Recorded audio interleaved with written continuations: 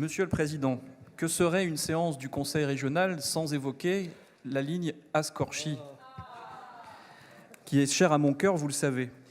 Je vous propose par cet amendement le financement d'une étude d'opportunité et de faisabilité d'un train léger dans le cadre de la régénération de la ligne Ascorchi. Pour ce faire, je propose que la région crédite 200 000 € afin de réaliser cette étude et de ponctionner les services généraux de 200 000 € affectés à l'information, la communication, la publicité.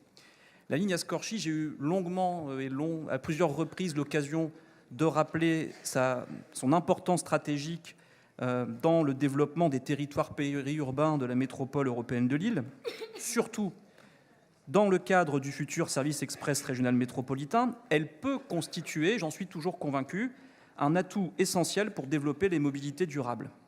Sa fermeture est ancienne.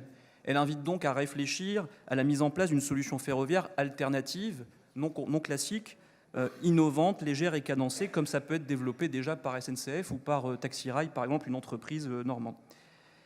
D'ailleurs, cette solution n'avait pas été totalement évoquée dans les précédentes études de 2017 et 2018. Vous savez que je suis un homme qui aime bien l'histoire, donc j'ai été dans les archives. Et dans les archives, on trouve des choses intéressantes. J'ai trouvé une délibération du 29 juin 2017. Cette délibération est intéressante parce que, à l'unanimité, 154 voix, vous, Monsieur le Président, Monsieur Coulon, Monsieur Dersin, Monsieur Foutry également, vous aviez affirmé très fortement l'engagement de la région qui souhaite réaliser les travaux de régénération et de modernisation de la ligne Ascorchi et pour faire la gare de Pont-de-Bois un véritable hub ferroviaire urbain. Et vous sollicitiez à l'époque SNCF Réseau et vous demandiez aussi l'appui de l'État et vous sollicitiez aussi la métropole européenne de Lille et la communauté de communes Pével-Carambau. Or, la situation actuelle ne nous oriente pas dans cette solution. Pourtant, la délibération, elle existe, elle est ici.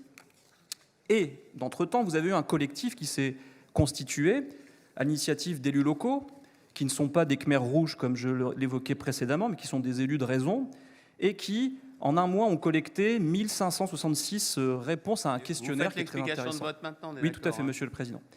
Un questionnaire très intéressant, 1566 personnes ont répondu, beaucoup à Anstein notamment, beaucoup à Sizouin également, beaucoup à Genêt, et majoritairement 871 personnes dans la communauté de communes Pével-Carambau.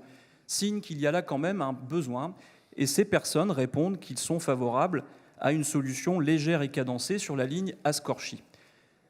Monsieur le Président, je propose donc cet amendement pour essayer de repartir sur des bases saines, constructives, ces 200 000 € pour répondre à l'attente aussi de ces habitants du bassin est et sud de la métropole de Lille.